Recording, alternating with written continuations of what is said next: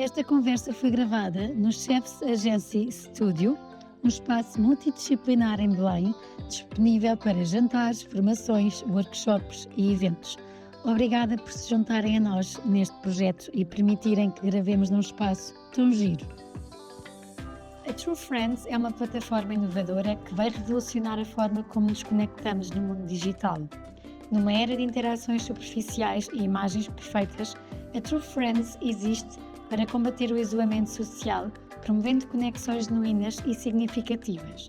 Através da aplicação, os utilizadores encontram um espaço seguro, privado e anónimo para falar abertamente sobre os seus desafios, interesses e emoções.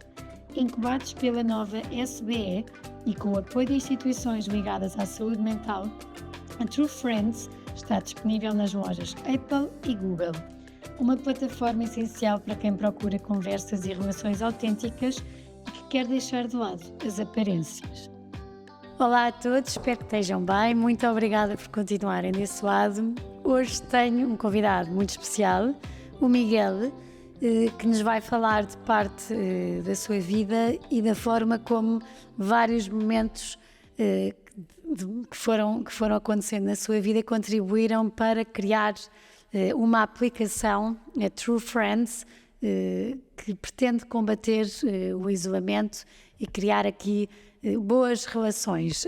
Já vão perceber como e também depois como é que isto pode melhorar as relações entre pessoas que estão no isolamento e que são muitas, mas acho que é importantíssimo conhecermos todos o Miguel e percebermos como é que tu, Miguel, obrigada por teres vindo, consegues não só seres uma pessoa estruturada, como além disso ainda criares uma aplicação espetacular com o intuito de ajudar outras pessoas.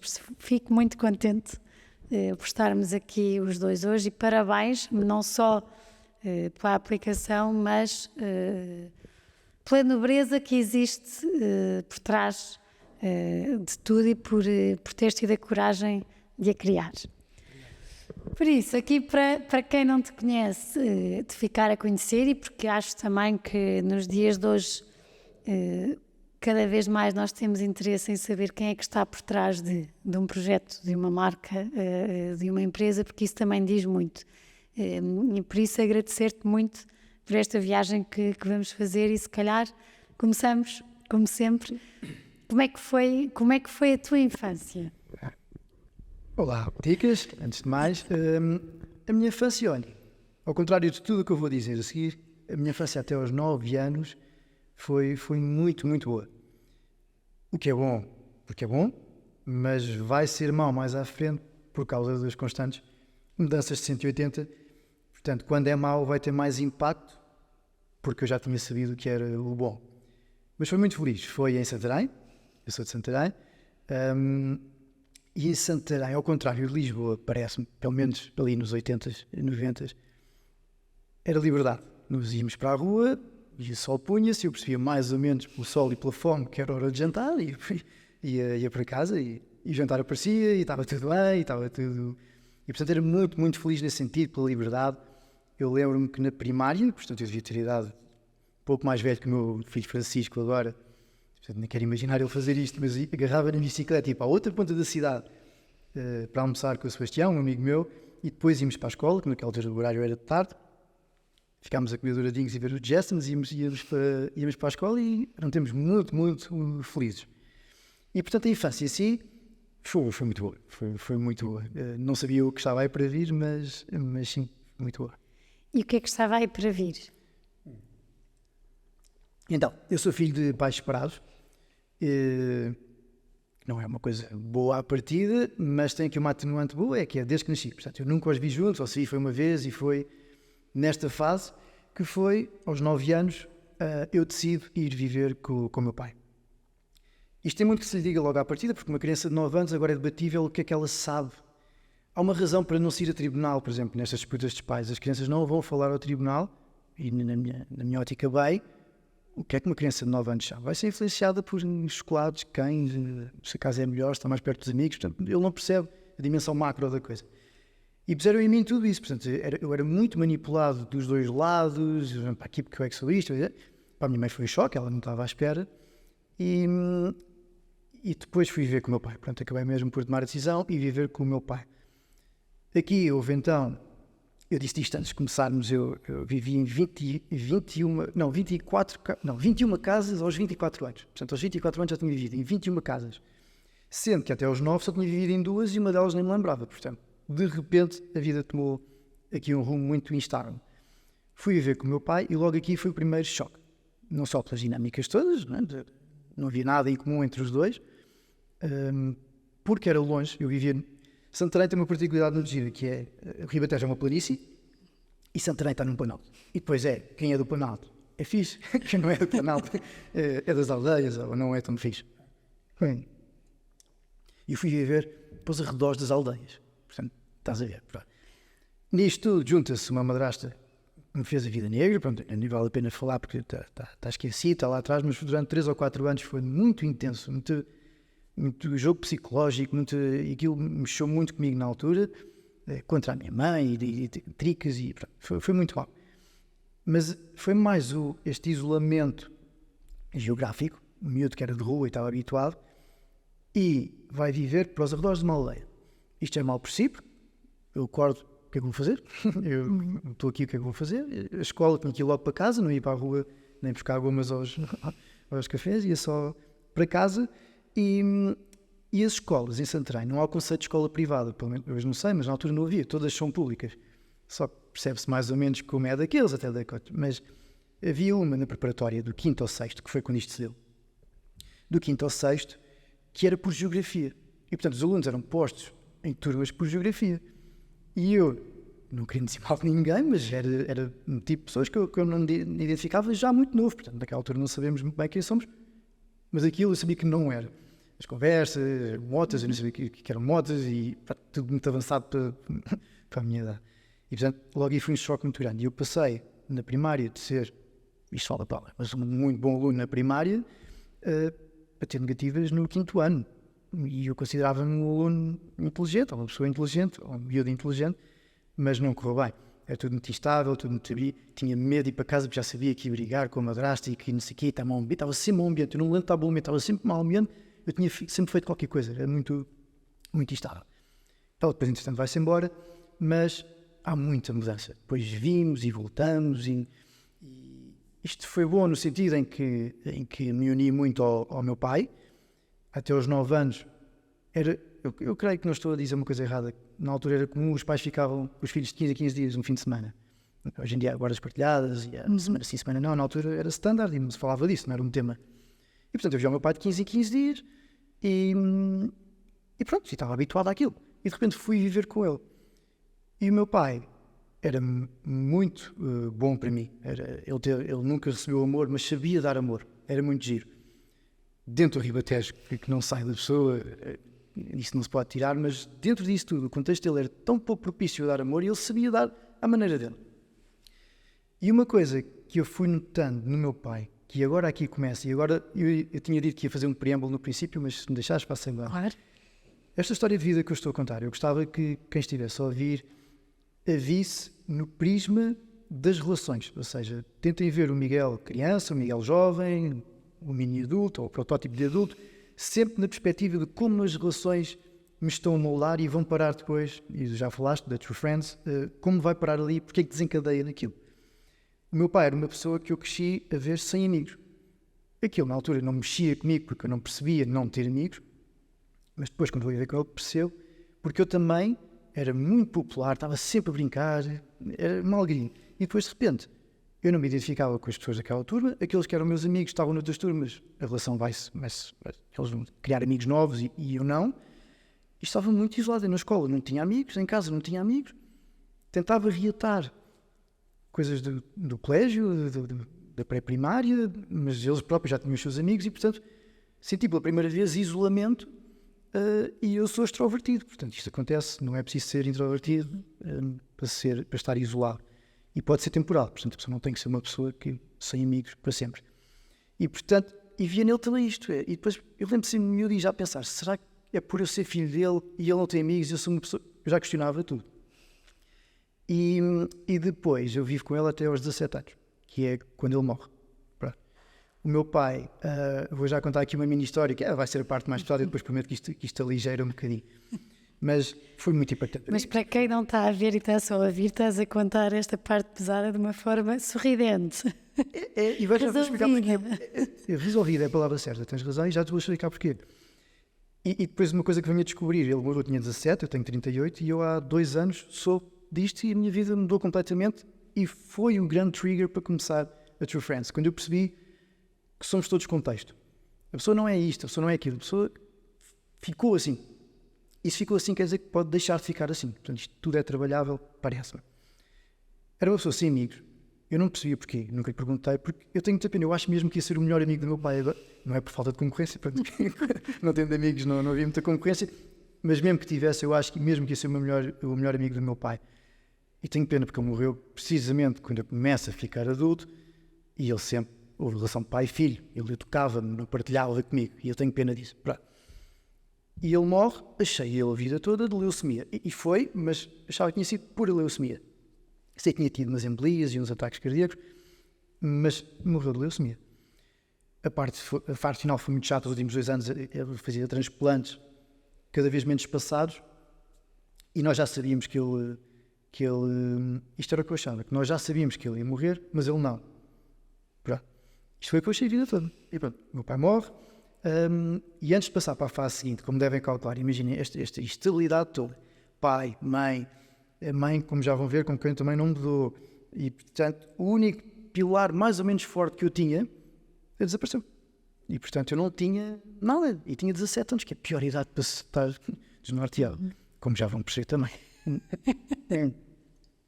Mas bom, quero contar 2 histórias giras do meu pai que eu acho que são, e é por isso que eu tenho esta leveza a falar, e esta 3, aliás. Primeiro, tive a sorte, mesmo sorte, eu pude me despedir do meu pai. Portanto, o meu pai não morreu atropelado, o meu pai não morreu de nada, eu despedi-me do meu pai.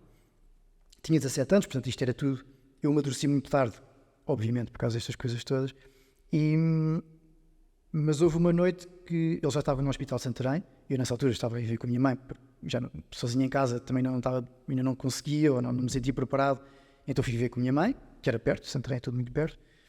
E fui ao hospital. A minha irmã, eu só tenho minhas irmãs, a minha irmã, filha dele, mais velha, ele quando esteve na Bélgica casou com uma senhora belga, e teve a minha irmã, que é 12 anos mais velha que eu, ela é que segurava as pontas todas, ela é que liderou o processo todo e foi impecável, uma super filha, e foi giro porque aproximei-me dela, eu nunca vivi com ela, e sempre 12 anos mais velha, portanto a relação sempre foi o miúdo, não é? E ficámos amigos, e hoje em dia somos inseparáveis, mas teve esse ponto positivo. E houve uma noite que eu fui ao hospital, meu pai já estava de lado, muito, já sem forças, e eu ainda consegui ir buscar-lhe as forças. Eu não pensei nisto, eu não pensei, é hoje, pronto, mas eu sabia que era hoje, mas eu não me deixava pensar aquilo, e fui ao lado da cama dele, e agora imagina isto, homens de Santarém, portanto, Maria Alves. não há cá Não há sentimentos. Não há sentimentos. Um mundo no ombro aí, quer dizer, I love you, uma coisa assim. Pronto, era tudo muito assim. E ali isso caiu tudo. Portanto, essa componente social, fez tudo pausa. E eu, muito perto dele, disse-lhe uma coisa que não se diz muito, que é: eu amo-te, saiu-me. E desde aí, até para os meus filhos, eu sei que é um bocado brega eu dizer amo-te, eu sei essas coisas todas, eu proíbo-me de não dizer, porque é a palavra que eu conheço mais forte para transmitir aquilo que eu sinto, que eu digo. E se dissesse, em vez de depois de ter ações, mas eu tenho ações, e depois também não me coíbo nada de dizer isso. Disse-lhe isso, e ali das profundezas ele foi buscar o pinto de força que ainda tinha, e fez só que eu percebi que era eu também, ou eu amo-te, mas foi a resposta e eu percebi que era isso. Dei-lhe a mão, dei-lhe um beijinho e fui para casa. Lá está, não consciente é hoje, mas sabia perfeitamente que era ali, até porque os médicos já tinham avisado. E no dia a seguir acordo, não foi a primeira coisa que me lembrei, lá está, porque não estava a querer ter a consciência disso. E em Santarém há muita, havia, na altura, não sei se hoje, não é como aqui em Lisboa, compramos o pão para a semana, ia-se buscar o pão de manhã.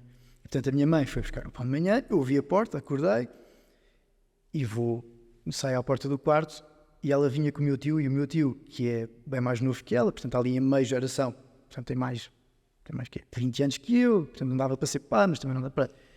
Ele vinha com uma cara de quem ia presenciar uma coisa que lhe ia marcar o resto da vida. Ele sabia que ia ver um filme em direto. E eu perguntei à minha mãe, trouxeste pão? E não respondeu, portanto eu percebi, trazia pão já. Mas não me respondeu, eu percebi pela cara e pelo meu tio. E chorei muito, completamente, mas foi o único momento em que chorei. E nunca mais chorei, não sei porquê, não é coisas marialvas, é só... E já estás a rir porque já falámos daquilo que já vou falar aqui um bocado e claro que escolheu ali, mas nunca mais. E era tudo muito dormente, aquilo não estava a acontecer. E diz isto. Tu ao longo mudaste 21, 24? Sim, 24 anos, 21 casas. 21 casas, ou seja, várias mudanças e este permitir isto, porque estás a dizer que choraste uma vez, e este permitir sentir as coisas. Como? Se te permitias a ti sentir as coisas, estamos a falar de relações, não é? E as relações, mais do que a imagem, mais do que isto que nós temos, são sentimentos, é nós permitirmos sentir alguma coisa com aquela pessoa, ação-reação. Nesses anos todos de tanta dureza e de tanta falta de rotina, não te permitias sentir? Era tipo um escudo? Eu não diria que era algo... ou se assim foi, não foi premeditado. Ou seja, eu acho que é fruto da instabilidade. É tanta instabilidade, Ticas, que tu não sabes quem és. Eu tinha 17, mas eu podia ter 7 de cabeça. Eu não sabia mesmo quem era. Portanto, tudo é... A melhor maneira de eu conseguir explicar, e hoje consigo ver isso, é mais ou menos como se tu estivesse a tentar avaliar isto que aconteceu, mas com uma criança de 7 anos. Porquê é que ele reage assim? Pronto, é porque tem 7 anos. Era porque era muito imaturo, fruto da instabilidade. Eu não tinha maturidade para pegar nas rédeas daquilo, eu não tinha... E hoje, com franqueza e com calma, eu digo que não tinha. Tudo porque isto tudo foi muito atrasado, o processo. Não houve estabilidade. Isso que tu dizes de estabilidade, das rotinas que tu referiste bem. Eu nunca tive rotinas, nunca houve 2 natais iguais, ou com as mesmas pessoas, ou no mesmo sítio. Nunca. A única coisa que eu tive mais ou menos parecida é durante um ano ou 2, e aos domingos de 15 em 15 dias, quando estava com o meu pai até aos 9 anos, a alpear-se aos meus avós a almoçar, e era sempre frango, e riam-se muito porque eu pedia sempre frango. Pronto, era a única rotina que eu tinha. Tudo o resto era uma roleta russa, tanto de pessoas como de contexto. Mas... Como é que foi depois viver o luto do teu pai, que ainda era assim um bocadinho da instabilidade mais segura? Como é que foi a partir daí, Rodrigo? Tinhas 17 anos? Miguel, eu não disse? Aqui em defesa da Ticas, ela avisou-me que era péssima com nomes desde o primeiro segundo. E que tive o azar que gravei o teu número, Rodrigo, e depois, não é Rodrigo, é Miguel. Não, Lourenço. Lourenço, já vão 3. Vamos cortar. Mas agora aqui, ou seja, com 9 anos escolhes que queres viver com o teu pai porque havia uma possibilidade de maior estabilidade, sendo que essa ainda assim não foi existindo. Mas como é que de repente há um luto naquela pessoa que tu, e bem há bocado disseste que se agora fosse vivo iam ser grandes amigos? Como é que... Nem sei se eu fiz. ou se fui fazendo. Porque depois, imagina, uma coisa é perdeste esse pilar e tinhas outro. E a coisa vai-se compondo e faz o luto numa nova realidade, mas com pilares. Sem pilares, tu não tens onde sequer fazer o luto. Portanto, coincidiu em Santarém, há muito aquele êxodo. Portanto, vens para a faculdade para Lisboa, foi aí que vim para cá. E, portanto, é tudo isto. Ou seja, má relação com a mãe. Pai, deixei de ter. Venho para Lisboa e há aquela coisa de morar com amigos. Vamos aos quantos de Santarém, moramos numa casa. Portanto, daí também muitas casas foram assim. Dou por mim, então espera lá. Gente nova, um mundo que não é meu, tinha algum dinheiro, só comigo, ninguém sabe se eu estou a ir às aulas ou não. Excelente. Portanto, esta excelência deu, acho que foram 7 anos no ISEG, em que fiz meio curso. Portanto, veja bem. Ainda tive em terapia da fala, porque a minha irmã era terapeuta da fala, e eu pensei, tenho os apontamentos dela, porque eu não queria curso nenhum. Imagina, meu pai tinha acabado de morrer, eu queria lá saber da faculdade para alguma coisa, eu queria era ver o que é que eu era, ou quem é que eu era. Mas pronto, a faculdade é um género de 13º ano, eu tinha que ir, e no fundo foi tipo um escape. Isto para te dizer que se calhar não fiz o luto, mas eu não sendo crente, mas eu falo muito com ele, e se calhar canalizo para aí, não morreu totalmente, eventualmente será por aí. não te consigo explicar melhor, mas não. Mas algum dia, e universidade, curso, muito empreendedor, e entra a Maria na tua vida. E quando entra, isto foi normalmente, quando entra alguém na vida, há um rumo e há decisões que vão ser tomadas, há responsabilidades que vão ter que ser assumidas de compromissos e normalmente isto em pessoas com um histórico tão instável como o teu, às vezes é aqui que acontece um baque. Aqui, Ismir, tu conseguirias explicar melhor que eu, porque tens uma base de psicologia, eu vou fazer psicologia barata. Portanto, eu diria que pode dar para duas coisas.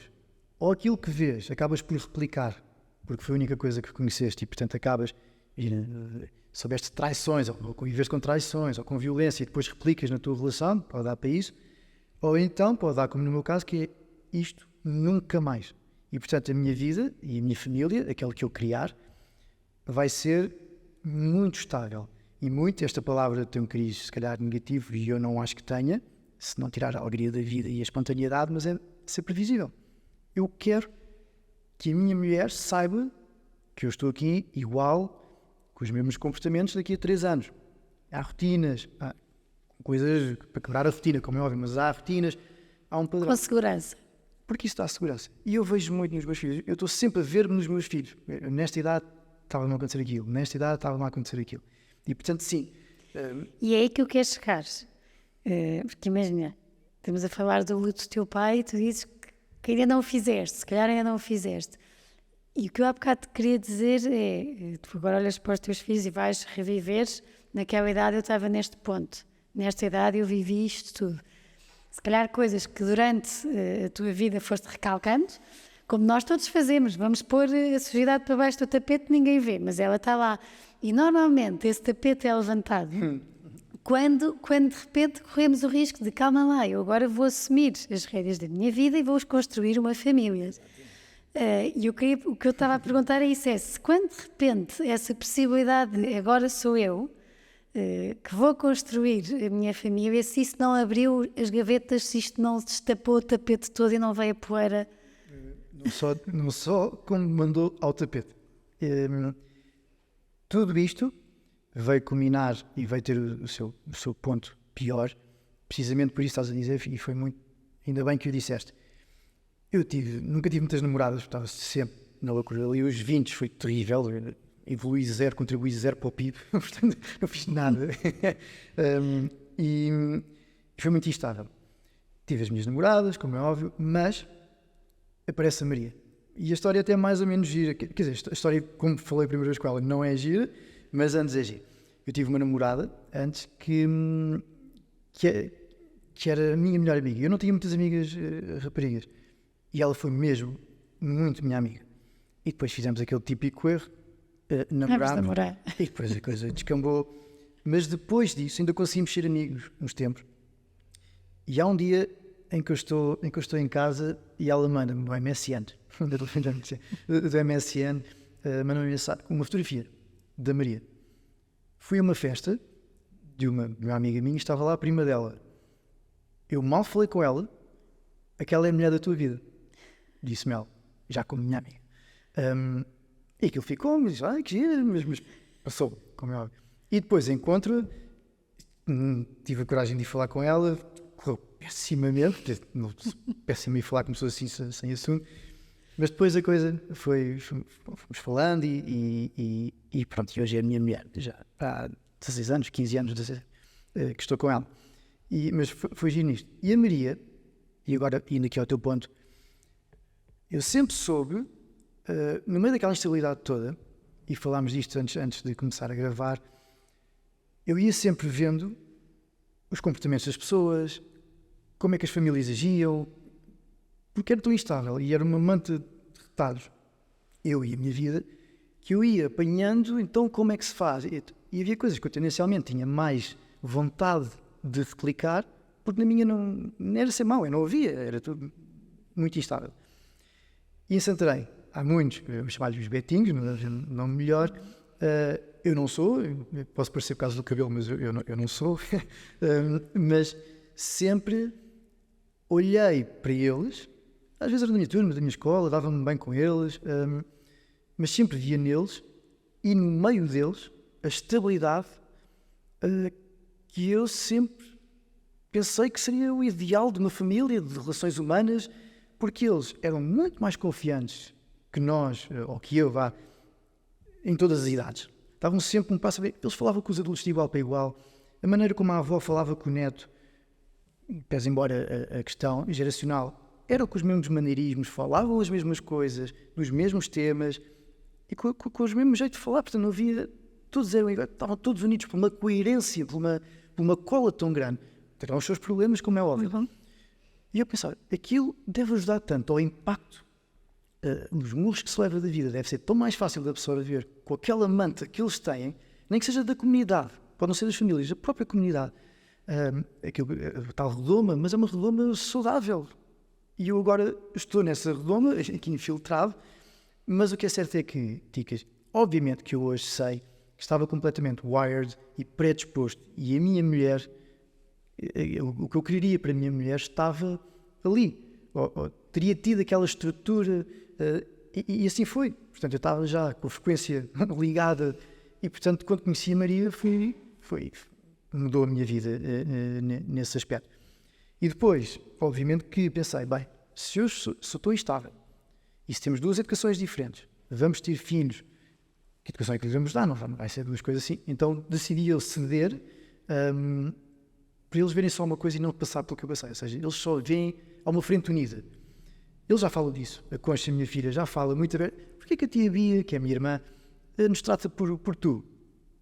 E porquê que trata o pai por tu? E eu expliquei-lhes como se estivesse a falar com alguém da minha idade. Mas antes de ir aí, disseste que não foi levantar o tapete, atirou-te. Que é que quando há a responsabilidade de uma família, e lá está, de tu saberes tão bem o que é que não queres e saberes o que queres, o que é que isso veio levantar e que consequências é que trouxe? Porque foram abertas muitas gavetas. Lá está. Como ribadiano, é muito difícil, era muito difícil pensar sobre os problemas, dissecá-los, ali aquele modo cartesiano de ir separando tudo e ver o que é que está mal, era só ir empurrando para debaixo do tapete. E desponta na pior fase da minha vida, que foi a ansiedade, ataques de ansiedade. Estava em Óbidos a ver uma ópera ou qualquer coisa com a Maria, e portanto nós tínhamos começado há um ano e tal, e estávamos a ver uma ópera e eu estava, aquilo era cadeiras improvisadas, eu estava mesmo no meio, na fila do meio, mesmo ali, e eu não sabia o que era a ansiedade. A ansiedade era tipo, estou ansioso, era quase bom, estou ansioso que chego no presente, pronto. E de repente, coração, pum, pum, pum, pum, pum, pum, pum, pum, e eu, olho, e vou eu, e tentei primeiro acalmar-me, e depois, quando começo a perceber que não consegui sair dali, não melhorou, disse, Mary, temos que ir embora, fomos, e pus-me no chão, e pensava, pronto, aqui vou eu, e tudo mais, esperar. Fui fazer, sou muito obcecado, portanto, enquanto eu não percebi o que é que tinha, eu não descansei, vou à CUF 1000 vezes até me dizer o que é que eu tenho, e pronto, e descobriu-se que era a ansiedade. Evoluiu de uma tal forma, e aqui culpa outra vez a falta de estabilidade, falta de base, e agora juntando aqui ao tema final, relações de fraca qualidade, ou estrutura pouco sólida, é tudo, não há ninguém de seguro, percebes? Então, portanto, é tudo muito Poucos colos. Poucos colos, dou com a minha mãe, o pai já não dava o colo, portanto, claro que sim, portanto. E a Maria, no meio disto tudo, atenção, fui mesmo ao tapete. Eu não saía de casa, quase que a agrofobia é medo já de pessoas, ou de público, ou qualquer coisa. Eu não saía de casa.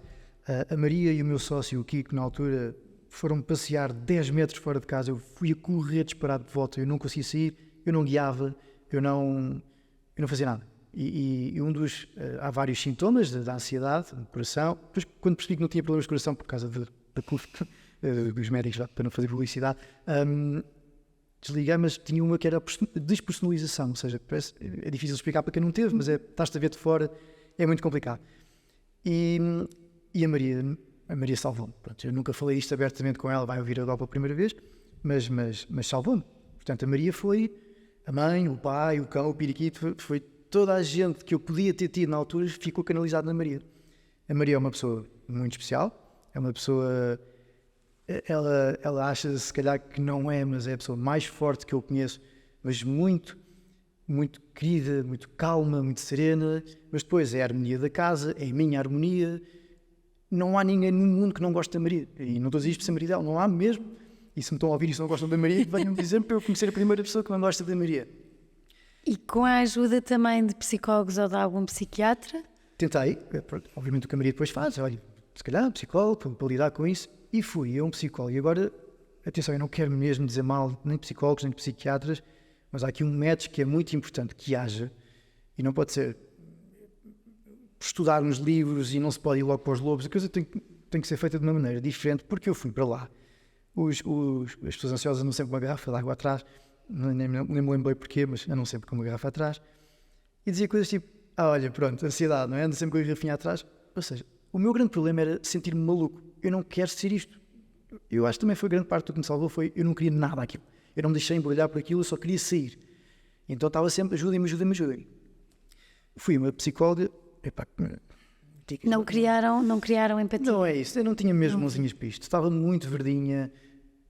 Eu chegava na 10ª consulta, agarrava em folhas A4 separadas, tanto és ia matando. Eu nem me lembro do nome dela, porque eu não estou mesmo aqui a guardar o nome, mesmo que não me lembro, varri essa parte da minha vida. Mas o que é que ela fez, e obviamente que seria como uma pessoa na situação dela faria, manda para um psiquiatra, que diz, olha, está difícil, e estás mesmo com uma coisa profunda, e depois há um termo qualquer que leu num livro, dizer que estás não sei o quê, portanto se calhar é melhor ir para um psiquiatra para descer os níveis de ansiedade com medicação, e depois vamos fazer a terapia enquanto faz a medicação. E eu, pronto, à toa, claro que fui, e assim, esse psiquiatra ali, ainda por cima ao pé do Júlio de Matos, portanto eu não queria sentir maluco, e o psiquiatra era ao pé do Júlio de Matos. Pá, uma pessoa, ele ia matando, quer dizer, ia-me fazendo matar-me. Ele chega e eu finalmente, pronto, alguém me vai ajudar, porque pelo menos o sintoma vai apagar e eu não vou ter mais ansiedade, porque eu só queria estar bem. Nunca me olhou nos olhos, sempre sem encher no computador. Eu depois, ansiedade, mas... E às tantas, como não ligava nenhuma, eu perguntei ao doutor, mas diga uma coisa, vou-me curar? Isto tem cura? Eu sei que há diabetes, a pessoa tem que aprender a viver com isso para o resto da vida. Pronto, você é ansioso, vai ser sempre ansioso, e agora o processo é aprender a viver com isso. E eu, desculpa, não vou não. Ou não vivo, mas assim não vivo de certeza absoluta. E portanto, drumos para cima de mim, eu andava assim, realmente tinha menos ansiedade, mas tinha menos tudo. Eu estava só a babar-me, aquilo não é vida para ninguém. E agora, parênteses, e a Maria sempre aqui. A Maria nunca me largou. Ao ponto de, eu estive tão mal, que tive que ir para a casa da minha mãe, com quem, como já sabes, não tive uma relação muito próxima, nem muito boa, porque tinha luz. A minha casa não tinha luz e eu estava a sentir que a luz, e a falta de luz me estava... E ali era muito desafogado. Só que era desafogado, era ali no Parque das Nações, desafogado para a ponte debaixo da cama. Eu olhava para ela de manhã assim... Se calhar não. Mas conseguiste. Eu vou dizer como é que me safei. Eu não teria safado sem Maria. Se a Maria não estivesse aqui neste processo todo, eu não me tinha safado e tenho a certeza que não tinha.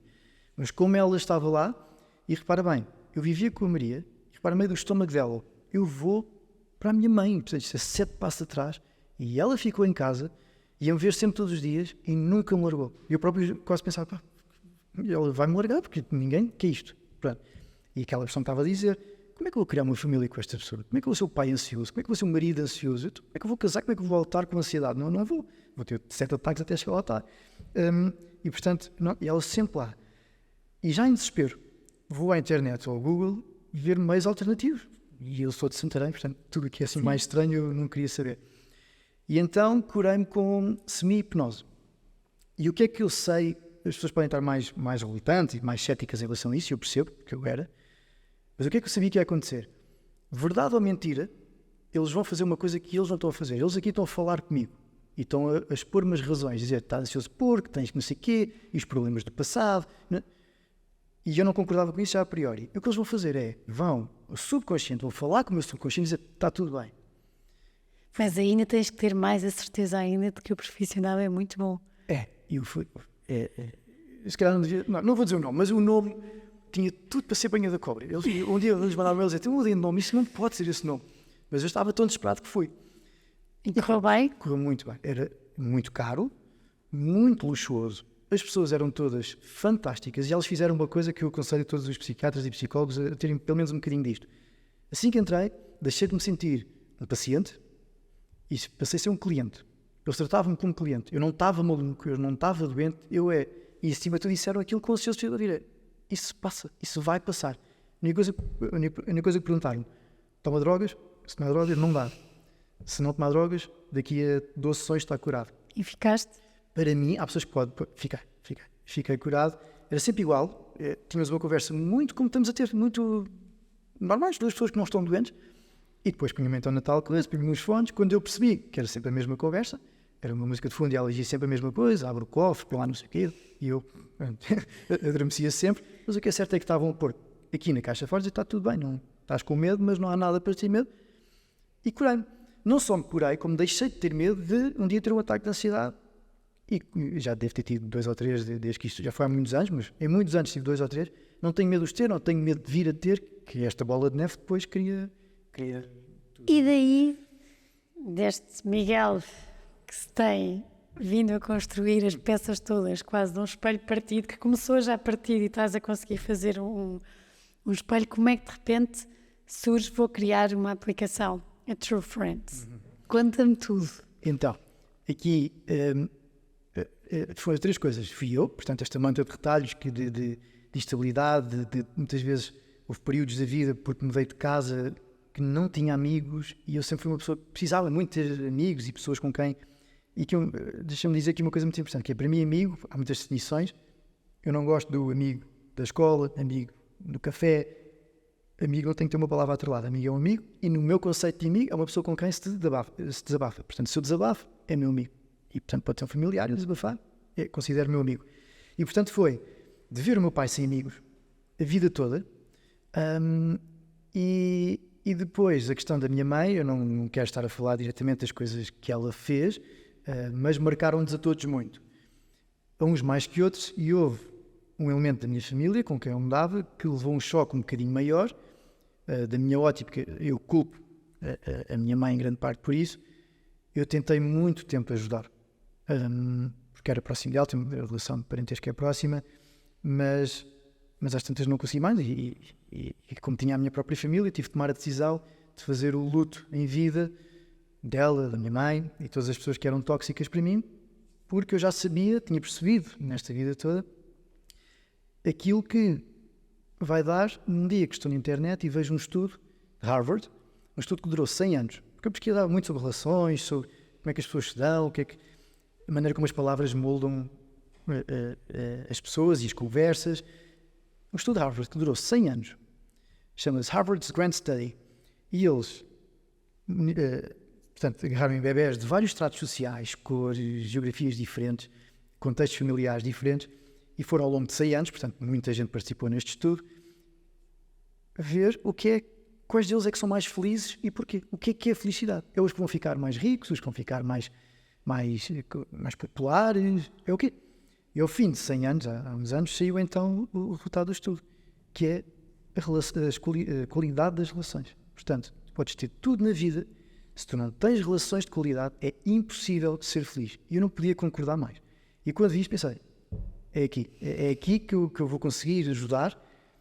O meu pai já não consigo, mas a mim, todas as pessoas, inclusivamente esta pessoa que me é próxima, é aqui que eu vou conseguir ajudar e dar o meu pequeno contributo ao mundo e a todas as familiares, porque essas pessoas têm sempre família e amigos. Portanto, vou conseguir ajudar um bocadinho mais, ou mitigar um bocadinho o problema do isolamento social, à falta de nome melhor. Isolamento social não é só uma pessoa que está sozinha e não tem amigos e que vive no deserto. Qualquer pessoa, eu posso ser uma pessoa que trabalha na Deloitte, tenho um grupo de amigos, tenho uma mulher, tenho filhos, está tudo aparentemente com gente. Mas ter gente ao lado não quer dizer que não se está isolado.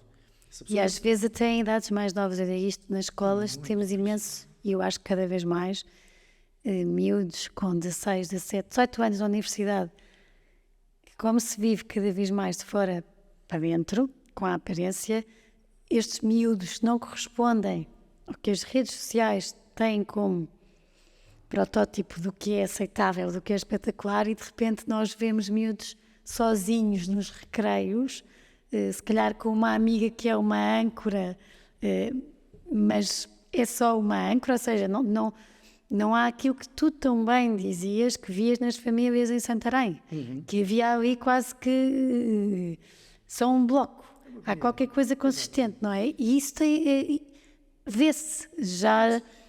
Eu sei que isto é um tema, uma ferida chata de se tocar, mas se calhar já mais gente pensa nisto que eu pensei, que não é nem sequer uma teoria, é só uma hipótese. Quando acontecem aqueles mass shootings na escola dos Estados Unidos e aparece a fotografia do rapaz que entrou, quase sempre tu olhas e vês um rapaz frágil, um rapaz que associas logo a vítima de bullying, muitas vezes. Portanto, é o que eu disse, somos todos contexto. Claro que o que ele fez é horrível, mas há sempre qualquer coisa por trás, alguma coisa que abanou para a pessoa estar tão isolada. E o isolamento dá imenso tempo para pensar, não é? Para pensar, para a solidão, a tristeza, é assim uma agonia diária. Completamente. Os estudos dizem que isto mata mais que a obesidade e que tabaco. Isto mata. A pessoa está sozinha, todos os problemas que vêm depois de arrasto disto, isto mata, isto corrói e dá calma à pessoa. E o meu pai, eu não sei, mas o meu pai, a única relação que teve, que eu vi gira e profunda, foi com um cão que tivemos. Portanto, isto não é só entre humanos. Era um pastor alemão lindo, aqueles cães de filme, fazia tudo bem. Quando a cadela teve aninhada, ele foi, a maneira como ele chamou, eu precisava de um filme, que era o Hangar. E vejam isto, quando o meu pai morreu, o Angara tinha 7 anos, 8 anos, era um cão novo e saudável. E o meu pai, não perguntes porquê, não consigo arranjar uma, mas quando andámos e saímos da quinta onde vivíamos, que era um espaço gigante, e viemos para o apartamento, o meu pai decidiu deixar ali o cão. Porque disse, o cão não vai aguentar ir para o apartamento porque o cão nunca viu outra coisa. Eu se calhar tinha feito diferente, mas foi o que ele decidiu fazer. E tiveram 3 anos, 4 anos sem se ver. E eu também. No dia que o meu pai morre, no dia a seguir, aliás, eu vou a essa quinta onde vivia muito tempo com o meu pai, era ali que eu queria ir falar com ele. E do portão cá de baixo via-se a casa lá em cima, mas aquilo mostrava que não passa lá ninguém, aquilo era isolado. E portanto a pessoa, a nova dona da casa, viu-me lá de cima, um carro, estranhou e falou por comunicador e dizer, desculpe, quem é? Eu, olha, não se assuste, eu sou Miguel, filho do antigo dono desta casa e vim, olha, dar uma festinha ao cão. Ao Angara. O meu pai tinha morrido ontem, no dia antes. O Angara morreu ontem. Morreu de quê? Eu não sei, do nada. Quando eu acordei, tinha morrido. Bom, eu não sou de acreditar nestas coisas, mas muito porque eles tinham uma ligação. Eram melhores amigos, adoravam-se. E outra coisa gira do meu pai, já agora, cá há bocado, só para verem como isto o contexto e aquilo que nós achamos é o mau, a pessoa é má e fez isto, fez aquilo, há sempre qualquer coisa por trás, há sempre qualquer coisa que abanou. E aqui a aplicação, como é que entra para combater este isolamento? Tendo em conta, vou-te pedir mesmo para diferenciares isto, porque eu às vezes mesmo entre amigas, sou muito casamenteira, porque acho que a vida também tem mais graça quando chegamos ao fim do dia e temos alguém com quem partilhar o bom e o mau. Tem graça. E às vezes estou sempre a ver esta pessoa, fica bem com aquela, e já sou madrinha de vários casamentos. Mas chega uma altura em que é difícil. Nós 40, já fizemos aqui uma conversa, 40, 50, o que seja, o Tinder pode até correr bem, mas, como eu costumo dizer, acaba por ser um bocadinho mais o talho do que... E eu te dizia sempre a brincar, entre todas devia haver, na altura eu dizia, um Tinder com graça, onde vocês sabiam que as pessoas que iam encontrar lá iam quase que falar a mesma língua que vocês e a probabilidade de terem boas conversas e de conhecerem aí, de existir o tal match perfeito, ou se não fosse, conseguissem ter amigos novos e amigos diferentes, poderia acontecer. E aqui a True Friends é isto. A True Friends veio fazer... O que é que tem de diferente um bocadinho para as pessoas distinguirem? As pessoas, obviamente, que o único rótulo que têm para dispor são redes sociais. Eu considero o oposto na rede social e, portanto, o que eu digo é, se me querem pôr numa rede social, então a rede social anti-rede social. Porquê? As redes sociais, e repara como, paralelamente, como cresce a utilização de redes sociais, cresce também o isolamento social e depressões e ansiedades, como se estamos todos conectados e com baiá, não é? Portanto, estamos todos ali, já podemos ter amigos, e não é assim. Porque delegaram nessas aplicações, tu dizes bem, muitas delas até acabam por ser detalhes, não é? Menu, canalizaram nisso a maneira como o ser humano comunica. Essas plataformas são para interagir e está tudo bem com isso. Like para aqui, comentário para lá, mas um like não é um abraço, não é um desabafo. E o que a nossa aplicação faz, o que as pessoas tendem a pensar é, ok, há uma árvore, a raiz é a interação e vocês são um ramo especial que dá uma fruta. Não. A raiz é diferente. Essa raiz é interação, a nossa raiz é comunicação. Nós precisamos de ventilar, nós precisamos de falar. E há um gap muito grande entre os amigos, e quem não tem, nem nesta ponta tem, e o psicólogo. Portanto, neste in-between, há tanta coisa que se podia ajudar, e é este contributo que nós queremos trazer. E, portanto, a nossa árvore é a árvore da comunicação. E o que é que nós fizemos? Uma coisa muito simples, que é desligarmos a componente visual. Toda esta promiscuidade e todas estas vidas que não são verdadeiras. Todos os miúdos choram, todos os miúdos vão à casa de banho. Não são todos loiros e a vida não é fantástica. Mas está ali espelhado o melhor da vida. Está tudo bem. No meu álbum de fotografias dos anos 90 também estão lá as minhas melhores fotografias, está tudo bem. Mas não é assim que nós comunicamos. E o que é que nós fizemos? Há agora uma plataforma onde, ticas, não interessa a cor, o credo, a fisionomia, os olhos, o cabelo, não interessa nada. Ali é a personalidade. E a única maneira de fazer isso é delegar para depois, e não como primeiro filtro, a parte visual. Seja a pessoa, seja o E como é que funciona? Eu escrevo? Tu inscreves, tens imensos filtros. Portanto, tu dizes logo o que é que és, quem és, a idade, e depois vai tudo fazendo, emparelhando com as pessoas, o que é que pretendes, os teus interesses, as tuas causas, os teus valores, os teus problemas. Isto, nós somos incubados pela nova SBE, e lá nos testezinhos percebemos que as pessoas começavam logo a desabafar. Então nós pusemos logo nos filtros, ainda estamos à procura da palavra certa, mas vá, não sei como é que está agora, mas issues, ou coisas que te chateiam. Porque é muito mais fácil, muito mais rápido. Se tiver mommy issues, se tens mommy issues, se calhar, muito provavelmente a conversa vai aí parar. E eu testo, eu estou lá sempre a testar e falar com pessoas e é logo tudo a desabafar. E portanto, todos estes filtros, mas não há o visual. Tu não carregas fotografia, tu não fazes login, tu não existes. Escolhes lá um avatarzinho, pões o nome que até te pode aquilo sugerir e começas a falar. E portanto o que vai acontecer é a tua personalidade vem ao de cima sem qualquer bias. Não és nada aos olhos de outra pessoa, é só aquilo que disseres e aquilo que mostrares que és. E depois, claro que surgem imensas dúvidas, então como é que é?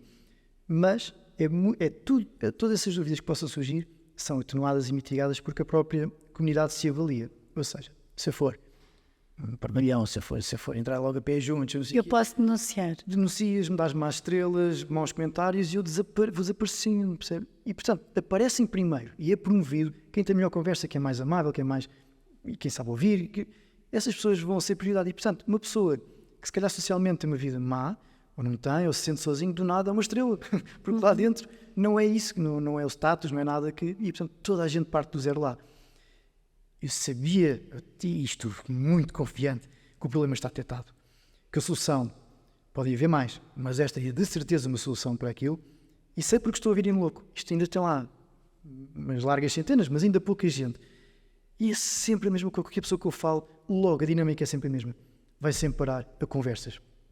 E que todas me dizem, ainda bem, que não tinha pressão de te conhecer, porque eu posso só falar do meu marido, da minha filha, da minha... E depois há a opção de a conversa está boa, o café está bom. Sim. Vamos-nos conhecer? Se quiserem, podem não conhecer. Depois tem lá uma opção, se quiserem desbloquear o envio de fotografias e de áudios e tudo mais, desbloqueiam e depois... Ou seja, é uma aplicação True Friends civilizada, ou seja, em que o objetivo é um bem maior. Quem não quiser ir para um bem maior, automaticamente a aplicação vai fazer com que essa pessoa não interaja tanto Não pertence. com quem esteja, não é? Ou seja, há um filtro. Sem ser imediato, porque qualquer pessoa se pode inscrever, mas há um filtro. Há um filtro. E, portanto, esse filtro já dá segurança, como é óbvio, como peneira muito a pessoas que não tenham a ver contigo, percebes logo. E, portanto, não há qualquer pressão, percebes? E, portanto, a coisa funciona. E eu vou dar um exemplo, Gico, por acaso ainda não disse nas conversas que tivemos antes, falei com uma rapariga, ainda nos testes da Nova. Agora já estão pessoas fora da Nova. Tive a falar com ela durante 3 dias.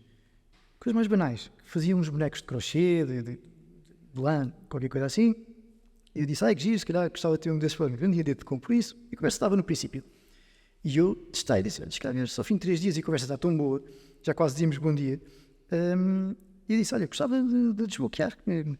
Importavas-te? E ela, não me importava nada. Tenho também o maior interesse em pôr uma cara nesta pessoa que eu já já moldei na minha cabeça, mas tenho que dizer uma coisa, eu tenho nanismo, portanto é uma pessoa anã. Eu disse que não há problema nenhum, desbloqueamos, e depois disse-lhe, olha, eu sou o fundador da aplicação, e era muito importante para mim, embora sejas um caso extremo, não é, como é óbvio, mas era importante para mim saber o que é que isto significa para ti, o que é que isto diz. E ela disse-me, olha, em qualquer outra aplicação, you name it, Facebook ou Tinder, em que haja uma componente visual, a minha hipótese de falar, não é conhecer, nem ter amigos, nem namorar, a minha hipótese de alguém me responder é, pela minha estatística de vida, 0. Mais bloqueio-me por não ter que lidar com a sua consciência que estou a fazer ghosting a uma anã. E aqui eu tenho alguma hipótese, que para ti soa tipo, pouca hipótese, isso é pouco. Mas para mim não havia, agora eu passo aqui a vida e não está cá ninguém ainda, porque eu aqui não sou Inês, não sou a Ana. Não era Inês Calço. E não é isso, eu já entrei, já vi, e é fácil. É fácil e eu acho também quebra aqui um bocadinho aquele estigma de estou numa aplicação, parece gente, mas estás no engate. Não, a vossa aplicação, a True Friends, está espetacular neste sentido de, e porque eu acho, e os estudos dizem isso, e vem cada vez mais cedo, há muitas pessoas isoladas. E cada vez mais, e pelo vício das aplicações que não abraçam, que não conversam, que não...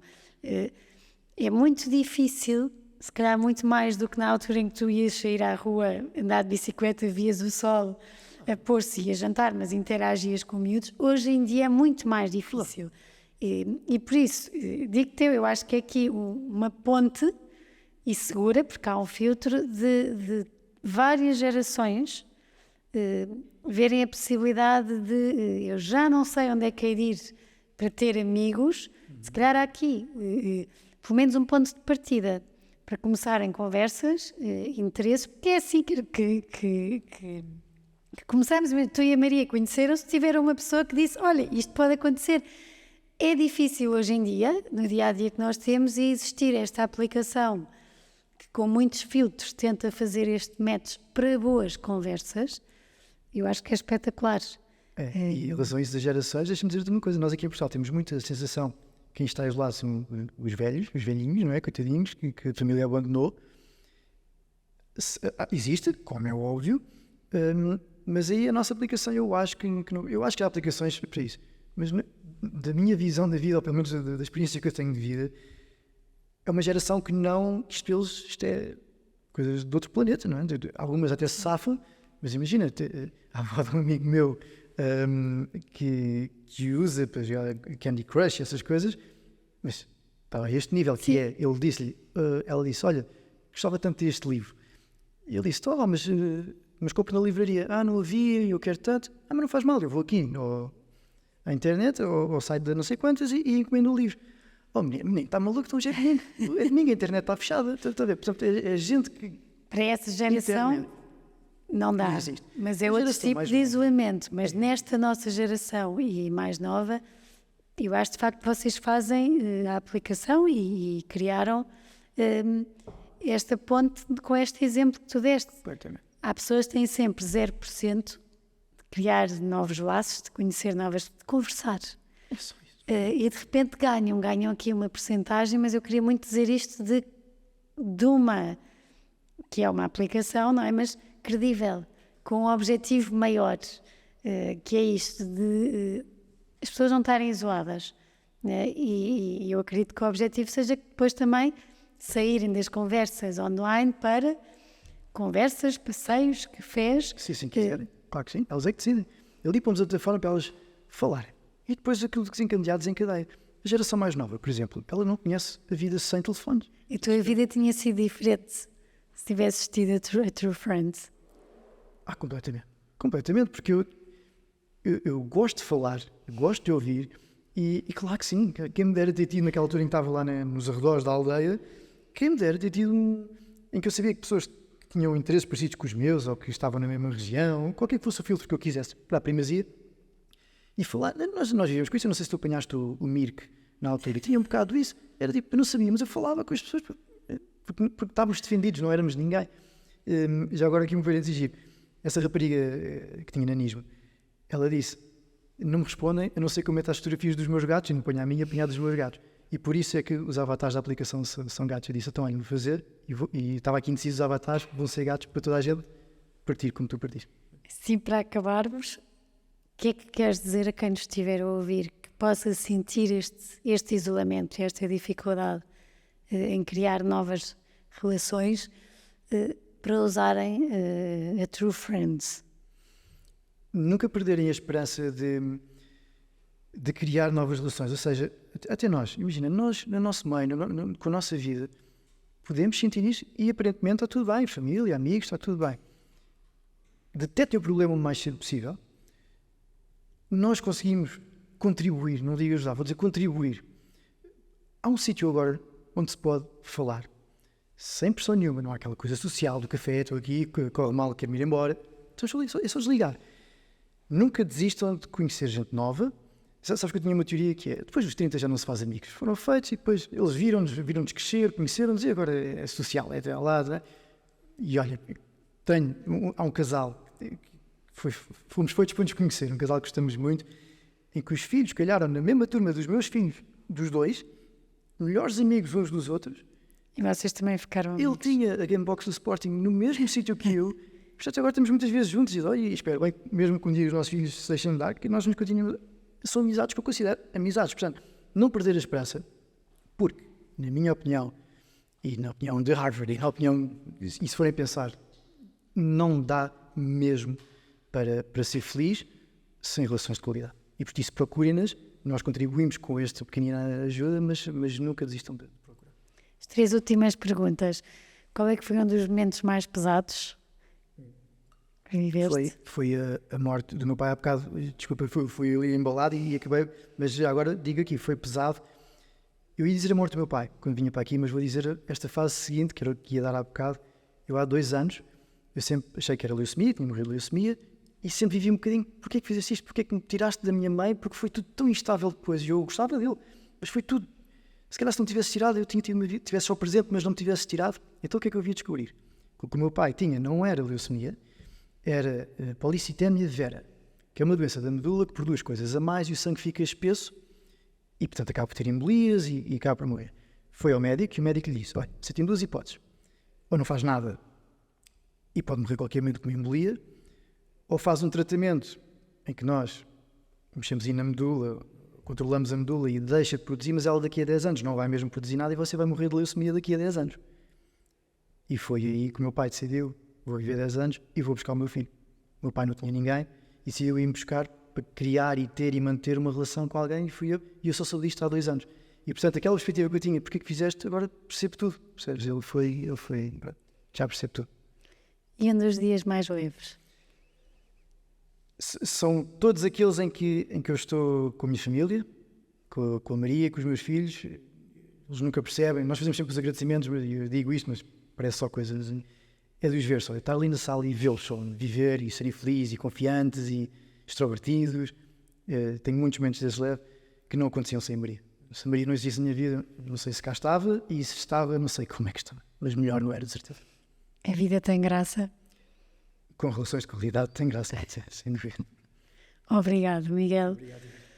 Obrigada a todos por estarem deste lado. Acho que fica bem patente a importância que uma rotina, que uma estabilidade familiar, de o acordar e sabermos o que é que contamos diariamente tem num crescimento estável. E acho admirável o Miguel com tanto